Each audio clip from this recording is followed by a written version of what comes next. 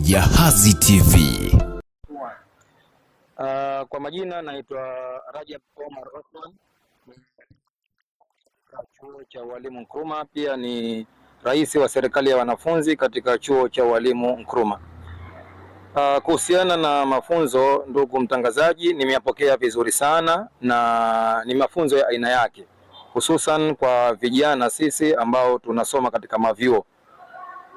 Na mafunzo yameenda kugusa kuhusiana na mambo mazima ya udhalilishaji, jambo ambalo jamii halikubali, bali na dunia nzima hailikubali jambo hili la udhalilishaji. Kwa ajili hiyo mafunzo ni mazuri na tutayafanyia kazi tukiwepo hapa katika chuo, lakini na nje ya jamii zetu ambazo tunaishi nazo, ili jambo hili lisiwepo kabisa au lipungue sana katika kiasi ambacho tunaweza tukasema kwamba halipo.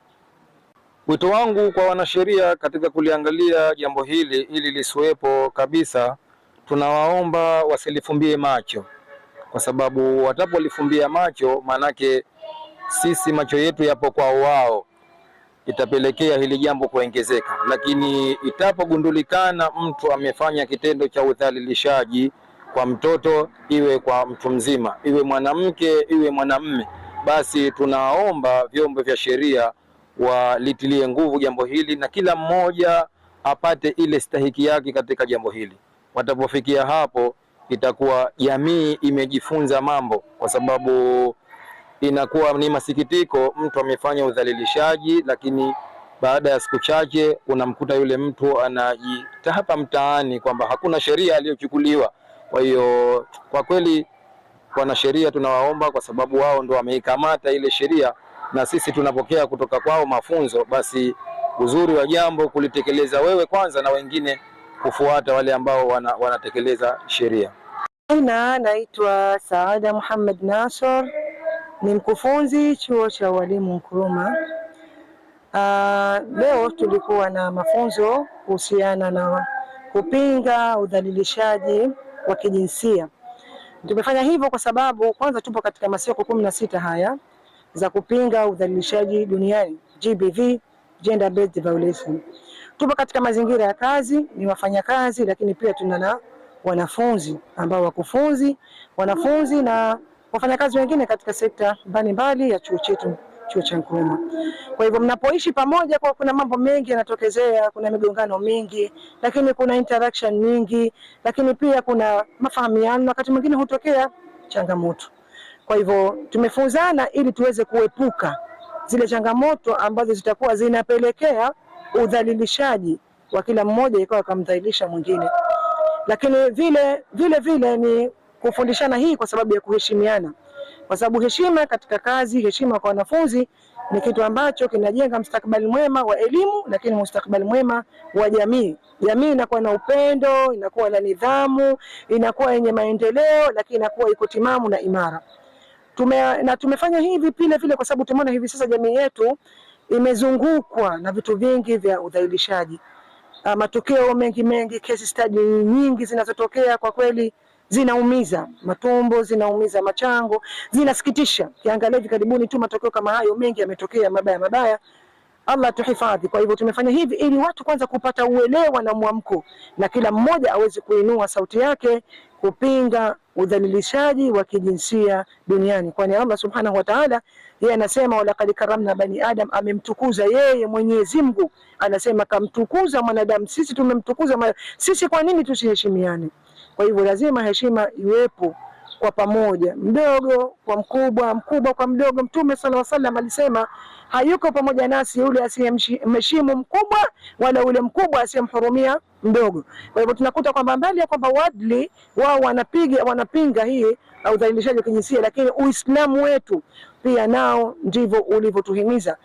Historia imetueleza hayo, na kila mmoja ana wajibu wa kutunza heshima ya mwenzake, lakini kupinga udhalilishaji kwa namna yote ile au kubaliki. Wito kwa taasisi za Kiislamu, tusinyamaze kimya katika matukio kama haya, tukaona labda duniani labda ni UN walofanya, kwani Uislamu wetu si unafanya? Tukikaa hivyo tutakuwa tunapotea. kwa sababu Mtume SAW anasema hayupo pamoja na sisi yule ambaye haendi na zama zake. Kwa nini nikasema hivyo?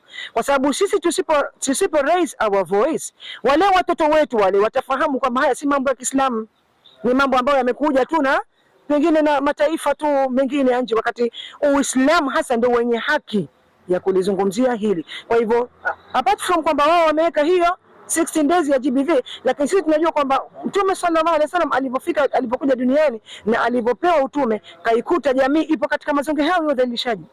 Watoto wanawake wakizikwa wakiwa hai, wanawake wakirithi, watu walikuwa na wao hawarithi mali za wazazi wao, na mengi wakifanya walikuwa hawana thamani, hawana sei yote wanawake. Hakuna jambo ambalo mwanamke atasema. Hawakuruhusiwa kusoma, walikuwa ni majahili. Kwa hivyo Uislamu ulipokuja ukamkomboa mwanamke kutokana na yote haya. Kwa hivyo Uislamu ndio hasa kiini cha kupinga na kuzuia udhalilishaji duniani. Jina langu naitwa Maalim Ahmed Vuai, ni mkuu wa chuo cha ualimu Nkrumah kilichopo Mfenesini.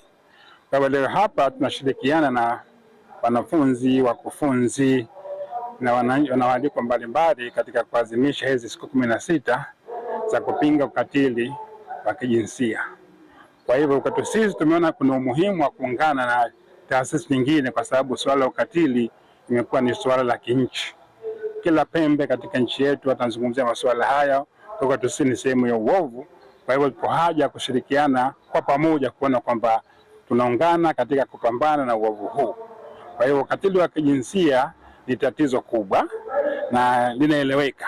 Kwa hivyo kuna njia nyingi za kuliondoa, lakini njia moja angalau ni kusema. Tunapozungumza watu wanaelewa, na kuongea kwetu naamini kwamba taarifa zitafikia wengi, itakuwa ni sehemu ya kusaidia jamii katika kuliainisha na kuona kwamba tunakwenda mbele. Tumeainisha aina nyingi za udhalilishaji, miongoni mwao zimo za kivitendo, za kijamii, lakini vile vile za kisaikolojia.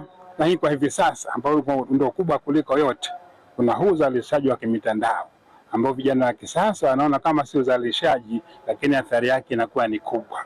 Kwa hivyo tushirikiane katika kupambana na udhalilishaji wa aina zote, lakini kwa hivi sasa ningeomba wenzangu, taasisi mbalimbali, tushirikiane katika kupiga vita udhalilishaji kupitia mitandao ya kijamii, kwa sababu hii ndio imechukua nafasi kubwa kwa hivi sasa. Kwa jina naitwa Zuhura Salum Makame, ni mwalimu mwanafunzi wa chuo cha ualimu Nkrumah. Kusema kweli, mafunzo ya leo yamenipa funzo kubwa, kwa sababu nimepata kuelewa ni jinsi gani na nimepata kuelewa na kujihamasisha mimi kwa jinsi gani ya kuweza kudhibiti haki zangu na wajibu wangu, na pia kuweza kunisaidia mimi kujua jinsi gani nitaweza kuzuia udhalilishaji kwangu mimi kama mwanamke, pamoja na familia zilizonizunguka wakiwemo watoto na wanawake wenzangu. Kwa kupitia kwenye taasisi zinazoshughulikia na hizi haki za binadamu, tunaomba waendelee kuhamasisha na kuwaelimisha jamii kulingana na swala zima la matatizo ama tujalie ni changamoto ambazo zinazosababishwa na udhalilishaji, kwa kuweza kutoa elimu mbalimbali kwenye maskuli, hata mitaani na sehemu nyingine, ili kuweza kuliondosha kabisa hili swala la udhalilishaji. Jahazi TV.